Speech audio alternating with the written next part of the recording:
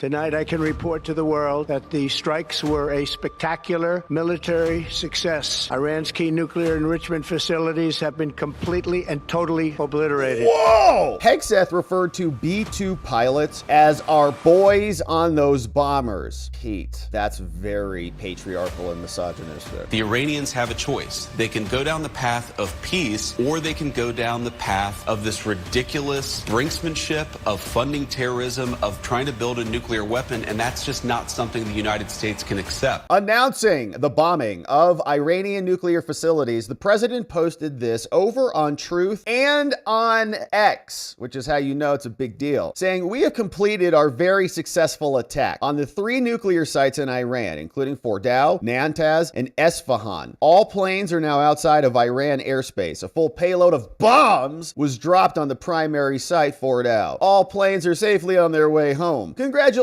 to our great American warriors. There is not another military in the world that could have done this. Now is the time for peace. Thank you for your attention to this matter," period. From the president. Very nice statement with some nice details there. Full payload of bombs. All right, we understand. We all went, oh, okay, there it is. We knew that was coming. And then the president came out shortly thereafter and gave us a speech, very short. It was about 4 minutes. Want to just play a snippet of it just so you can get a flavor for it. But we'll come back to this because Trump said what I read to be the phrase totally obliterated, which means it's gone, which means capacity is gone. Sounds like a success. But if the Pentagon and other people like Lindsey Graham and Bolton and others are starting to say, well, now we have to walk that back a little bit. Actually, they either have capacity or there's still unfinished business over there, or suddenly, as we're going to see with Bolton, it manifests into regime change. And then John Bolton appoints himself back as ambassador again over there. But we're going to continue to be very careful with this language because we've already been duped many times on this in prior affairs. We're just going to go in there and get bin Laden.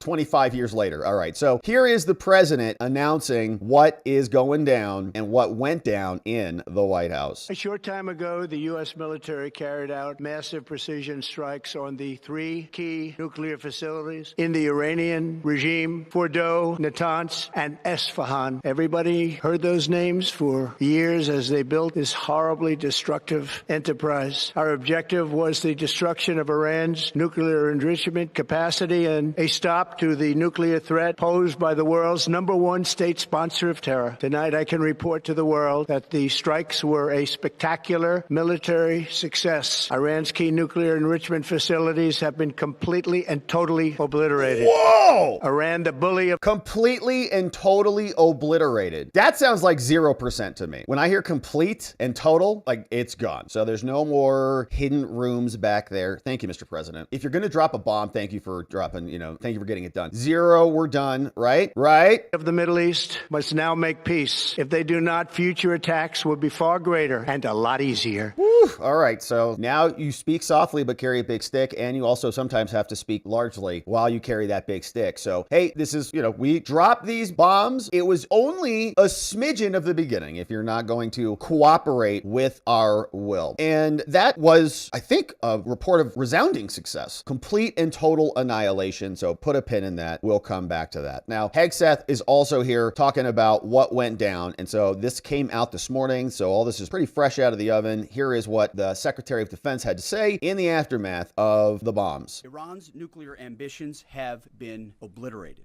Many presidents have dreamed of delivering the final blow to Iran's nuclear program. Final. And none could until President Trump. The operation President Trump planned was bold and it was brilliant, showing the world that American deterrence is back. When this president speaks, the world should listen. And the U.S. military, we can back it up. The most powerful military the world has ever known. No other country on planet Earth could have conducted the operation that the chairman is going to outline this morning. Not even close. Just like Soleimani found out in the first term. Iran found out when POTUS says 60 days that he seeks peace and negotiation, he means 60 days of peace and negotiation. Otherwise, that nuclear program, that nuclear capability will not exist. He meant it. This is not the previous administration. That's for sure. President Trump said no nukes. He seeks peace, and Iran should take that path. He sent out a truth last night saying this: any retaliation by Iran against the United States of America will be met with force far greater than what was witnessed tonight. Signed, the President of the United States, Donald J. Trump. Iran would be smart to heed those words, he He's said it before, and he means it. All right, so that is from Hegseth. Now, a little bit more outlining the actual operation. This is Operation Midnight Hammer, and they spoke for about 30 minutes today. These are the highlights. Chairman Kane also came out and explained what went down from our military, and here is his report. The bombers launched from the continental United States. As part of a plan to maintain tactical surprise, part of the package proceeded to the west and into the Pacific as a decoy, a deception effort known only to an extremely small number of planners and key leaders here in Washington and in Tampa. The main strike package, comprised of 7 B-2 Spirit bombers, each with 2 crew members, proceeded quietly to the east with minimal communications. Throughout the 18-hour flight into the target area, the aircraft completed multiple in-flight refuelings. Once over land, the B-2s linked up with escort and support aircraft in a complex, tightly timed maneuver requiring exact synchronization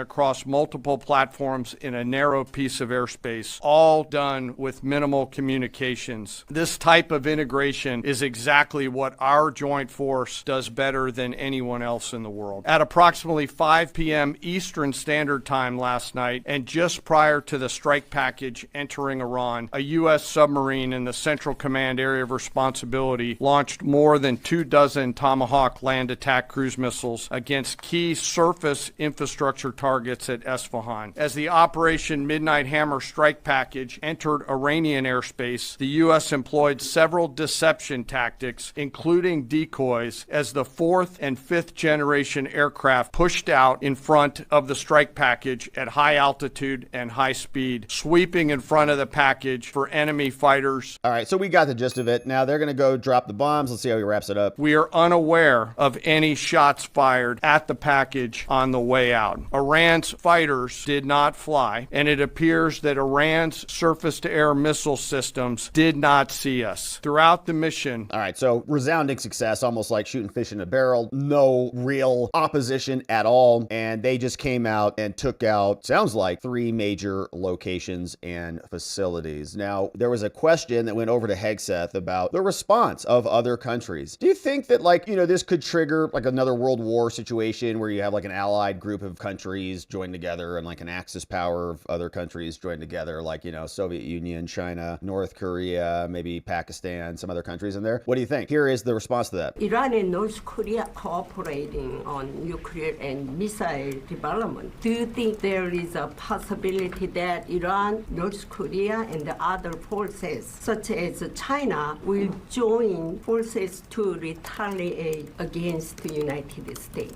Well, unfortunately, because of the policies under the previous administration, we drove those countries together, and ultimately that creates a challenging environment. For this particular operation, the focus is on Iran and Iranian nuclear capabilities. That's our focus here, is to not just say that they can't have, but President Trump has said from over 20 years, frankly, Iran cannot have a nuclear weapon. And ultimately, he decided this is the moment, given their stonewalling, when direct military action had to be taken to prevent that from happening. So, yes, so there is a concern that they might have a problem with this. So this is what's happening there. There was a full press briefing, and this was wild. This captured a lot of attention. In the briefing, said this guy, John Ismay, who was dismayed. Hegseth referred to B-2 pilots as our boys on those bombers. Pete, that's very patriarchal and misogynistic. Yet both men and women have trained to fly them, writes John Dismayed. And it's part of the update because Pete is so divisive and non-inclusive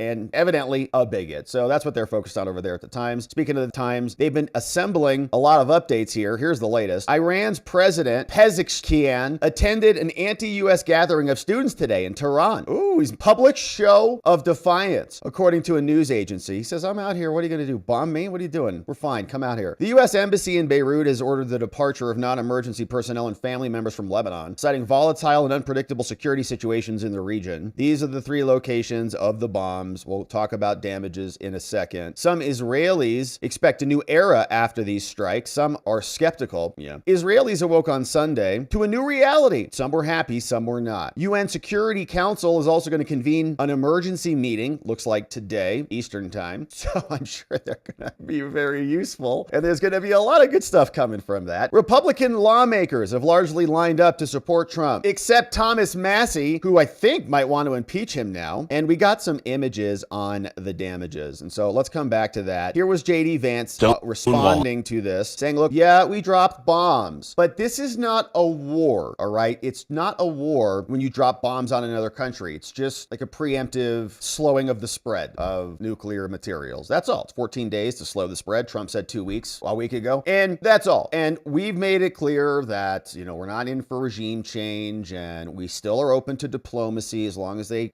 have total surrender, as Trump said before. And there's a lot of these other things, but it's definitely not a war, and we're still open to talking to them. Here's JD. Well, I think the foreign minister is exactly wrong. We didn't blow up diplomacy. We only took this action, Kristen, when it was clear, as the president said, that the Iranians were tapping us along. I think it's important for the American people to appreciate here that if you go back to March of this year, we had the entire administration engaged in this diplomatic effort. And frankly, in March of this year, we had some optimism. How do we get from there to now? And the answer is we felt very strongly that the Iranians were stonewalling us. They weren't taking this seriously. They were trying to draw this process out as long as possible so that they could rebuild their nuclear weapons program without the threat of American action. We had a limited window in which we could take out this Fordo nuclear facility in particular. The president decided to take it, but we didn't blow up the diplomacy. The diplomacy never was given a real chance by the Iranians. And our hope, Kristen, as the president said repeatedly, is that this maybe can reset here. The Iranians have a choice. They can go down the path of peace, or they can go down the path of this ridiculous brinksmanship of funding terrorism, of trying to build a nuclear weapon, and that's just not something the United States can accept. I want to say something, Kristen, just to the Iranian leadership. Look, they have tried to build a nuclear weapons program. That program is now destroyed. They tried to build a conventional missile program to attack neighbors in the region. That missile program has shown to be a failure. They have funded terrorism aggressively in the region, and now most of their terrorism proxies are destroyed. The Iranians are clearly not very good at war. Perhaps they should follow President Trump's lead and give peace a chance. If they're serious about it, I guarantee you the president of the United States is too. All right, so a lot there. If the Iranians are so bad at war, how come they're so good at making nuclear bombs and refining uranium, evidently, and will be capable of putting those bombs in a briefcase or something and shipping them to America if they can't hit us with a missile? But JD Vance and the rest of them are hoping for a reset. They're in a position to know well, and so we'll see what comes of that.